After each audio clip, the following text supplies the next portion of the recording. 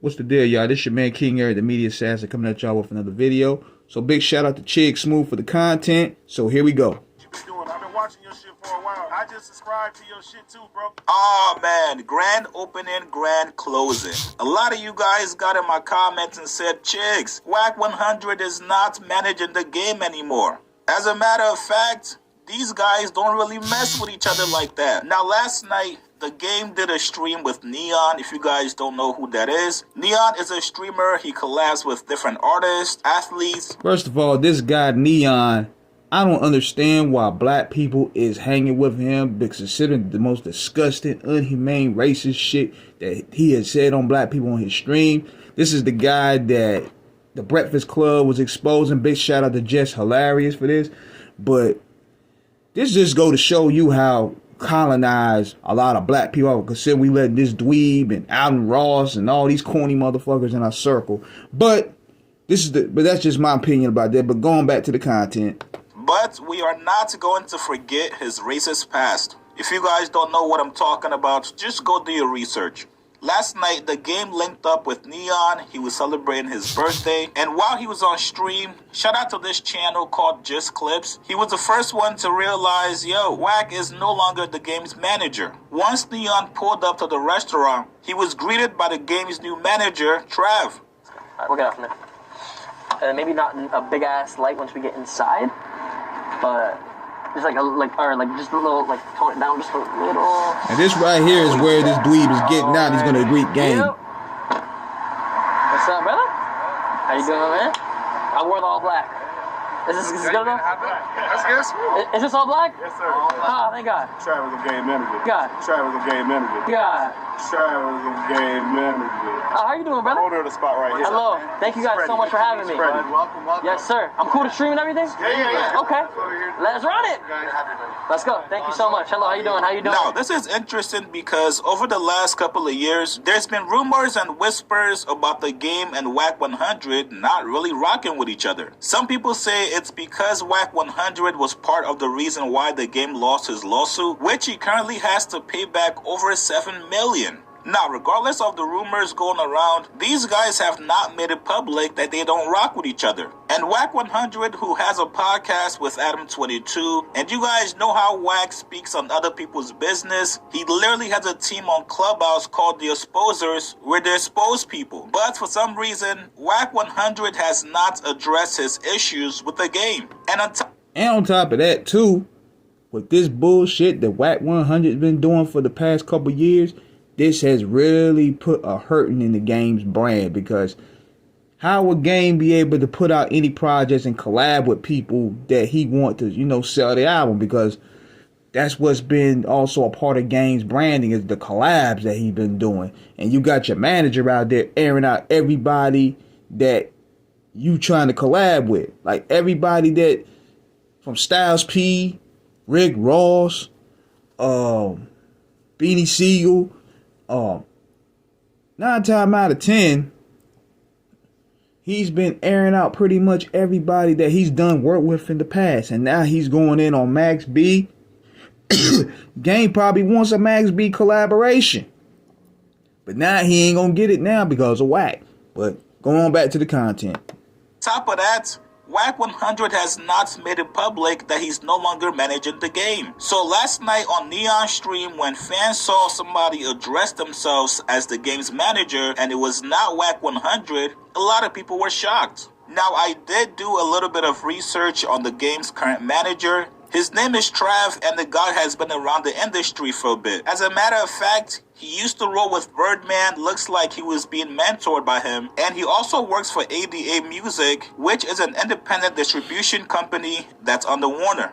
If you guys go to his Instagram page, he's been following the game to every show he has, and yes, he was there during the game's viral interview with Big Boy's Neighborhood. Now, as for Wack 100, looks like Trav and Wack 100 do know each other. So this was not some kind of blindsided move that happened, and from what it looks like, Wack 100 might have given Trav the blessings to be able to work for the game. Back in April this year, during Wack 100's birthday, Trav wished him a happy birthday. He said, "Happy birthday, sir. Right or wrong, you still my bro. Most intelligent mofo I know." Then he goes on to say, Bro also gave me the blessings in handling something dear to him, and I always respect that, respectfully. Which Wack 100 responded back saying, good looking, my good brother. Now, we don't know the specific reason why, but Wack 100...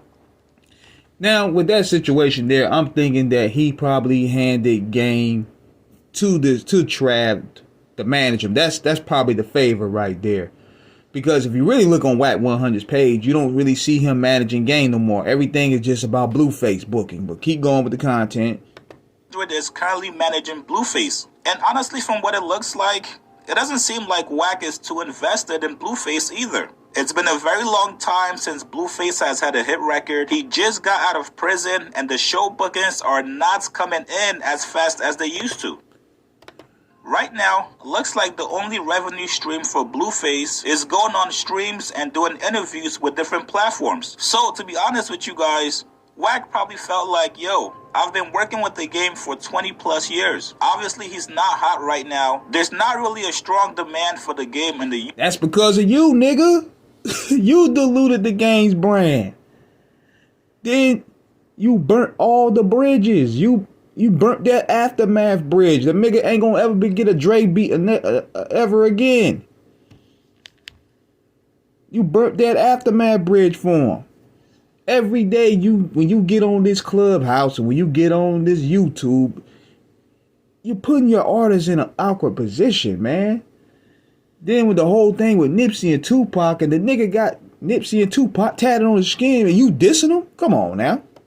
US. However, he does tours overseas every single year, but that's pretty much it. It would make sense for Wack 100 to peacefully step back and let Trav take the wheels for the game. I know some of you smart move guys probably want me to be messy with this video, but from what it looks like so far, I just can't call it and say the game and Wack 100 are on bad terms. Wack did wish the game a happy birthday yesterday. He said the game, one of the best to ever do it. Put the West on his back and still carrying the flag. Happy birthday, bro. May the creator continue to bless you with many more. So listen, you guys, if Wack 100 and the game really do hate each other behind the scenes, they are doing an amazing job of not letting people find out about it. Last year, the game did an interview with DJ Vlad where he confirmed that yes, Wack 100 was the reason why Nipsey Hussle's verse was pulled from my album, Dramatic. The game said he felt no way about it. He understood that Black Sam and Nipsey's estate probably were not too happy with Wack's comments after Nipsey Hussle... See, bad business.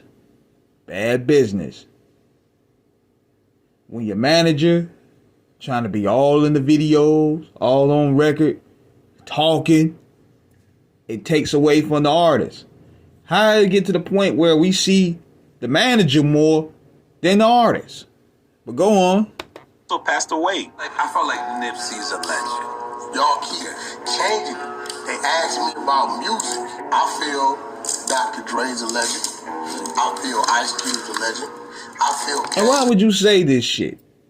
Why would you say this in knowing that Game is putting all this on his back with riding with Nipsey Hussle, and you coming out of nowhere, you making him look like a fool? A legend. I feel Jay-Z's a legend. I don't listen to Eminem, but I feel Eminem's a legend. Right. I'm looking at their body of work. Right? Is it one album? Is it 15 albums? Right. Is it no number ones? Is it 10 number ones? So if we calling these people legends that have this body of work, we're talking music. Do we call an individual that had one album out in 7 years? We ain't talking mixtapes.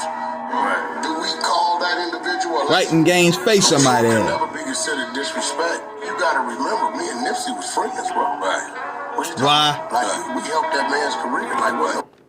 If you was friends with the man, why would you put out accusations of him having sex tapes out with other men out there if that was your friend, dude? See, these dudes talk both sides of their neck, man. That's not your friend. Why would you try to put a hit piece on that man's image like that if that was your friend? For content? For clicks? Beef with me and Nip. Right. So listen, man, if there's something I'm missing between Wack 100 and the game, please let me know in the comments below. Yeah, definitely. Big shout out to Chiggs Smooth for that. But that's my thoughts about that, man. So let me know what you guys think in the comments. Holla.